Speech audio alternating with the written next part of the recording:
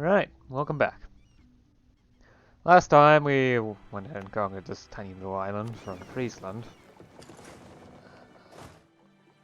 Actually, I can just leave the troops here. It should be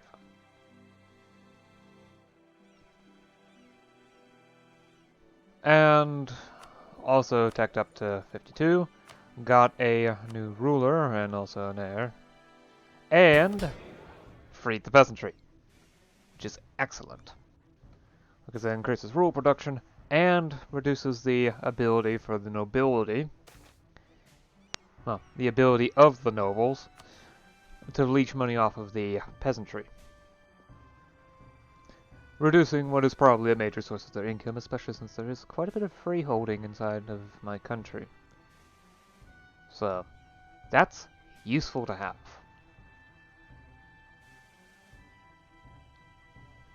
Especially since a lot of that rural production hits state industry, and has literally doubled my income from state industry.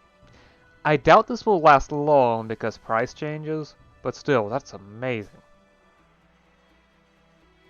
That could even affect things like gold mines, because that's a rural industry after all. Which is a bit more strange, but oh well.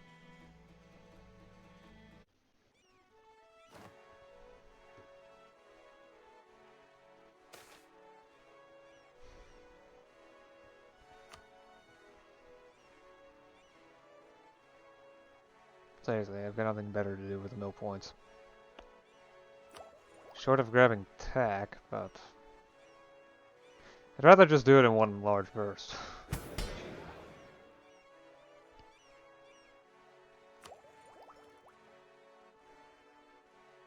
Yeah, let's screw it. Just grab it. Breach loading rifles. Maneuver plus 15%, infantry fire plus 0.2, artillery fire plus 1. And I still have more mill points than I have of anything else. Especially the admin points. Been focusing on those constantly by this point. I could probably grab a few more mill tech if I really wanted to. Not particularly.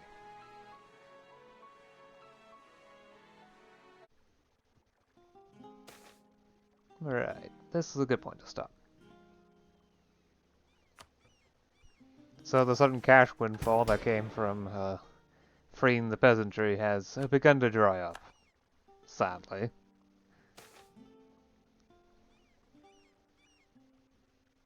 At least from property income. Yeesh. Corruption's at least staying stable, now that I haven't done anything serious with regards to corruption. Plus, slightly slow improvement of noble relations does mean that, or loyalty does mean that things are getting slowly better. It's nice to see that peasant freedom is increasing rapidly. In fact, I think in most places it should just be at 100 regardless of what's happening. Okay, apparently peasant freedom in this province is really low. Yeah, so I guess my subject here decided to appease the nobles multiple times by letting them lower peasant freedom. But I'm sure their subject countries haven't exactly done this. Or my conquest okay, maybe the conquest countries. No way, that's just knowledge level. Okay, never mind. But yeah, okay, here is a low freedom rating. But yeah, high peasant freedom makes it so that the local nobles are less capable of bending them and extracting money out of them. And money is power, so the end result is that their power is decreasing. Part of the decrease is the fact that I was recently doing something, the Marry the Noble Consort has expired, so now they're dropping again in power. So also, France is managing to stick as a rival. For the time being, I find this is liable to change, but yeah.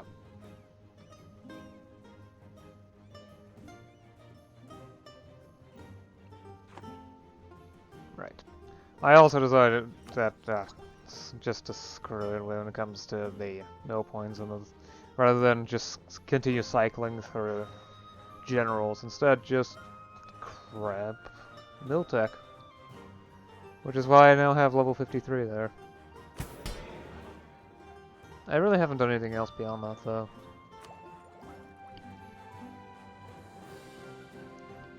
Mainly just checking on stuff, maybe making some investments. For example, this province now has a gold mine. And gold is profitable, although not nearly as much as I expected it to be. Still, the mines are extremely good insofar as profits are concerned inside this province, so...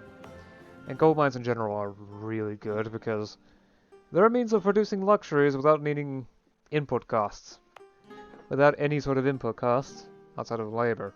Which makes it extremely profitable in most cases. Apparently consumer goods they're starting to become a problem. Interesting.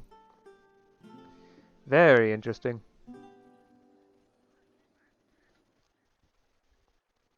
Yeah. There's been the occasional revolt. I've started work construction on some castles in order to try to keep my army tradition up higher. Though there is some oddities going around thanks to variable land force limits.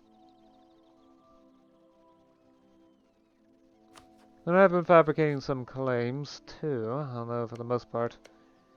Well, I've got every province in Farandina that's worth at least 12 dev. Which should cut off most of the costs. The biggest problem is the fact that Aragon has recovered from, somewhat, mostly, from their recent economic adventures. Though they have debt again, so... they might have gone bankrupt, I'm not certain. The fact that corruption is so high and prestige is so low does indicate that maybe that happened. Oh yeah, and Bohemia I don't think is... Oh, no, it's Austria. That's the emperor. Okay. We'll have to look at one of their allies. Well, Bohemia's 5,500 in debt, which is a negative... Almost negative 500 when it comes to chance for war. They haven't gone bankrupt yet. I mean, Austria is doing poorly too, but still. Also, Kazakh horde has been eating the Mongol Empire apart. And Ming is fighting France. Lovely. Probably has to do with France owning this province. Ming is falling behind in tech, that's for certain. However, having at least 1 million manpower in the field does make it so that it's probably a bad idea to go up against them. Okay, so their army is smaller than it was in the past, but the force limit is already 1.7 million troops? Yeah. What the heck? When did Trebizond get this big?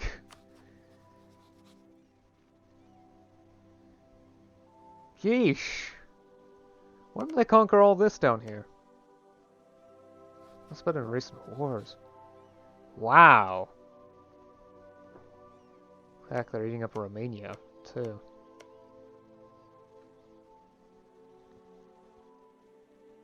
Eastern Europe and Central Asia are just cursed. Oh heck. Eastern Europe, Western Asia. Yeah, I'm just gonna stop looking there for now. Yeah, okay. Right, that's good enough for now. I've gone long enough about the horrors of Eastern Europe this session. Anyway, I'll see you again next time. Until then, bye.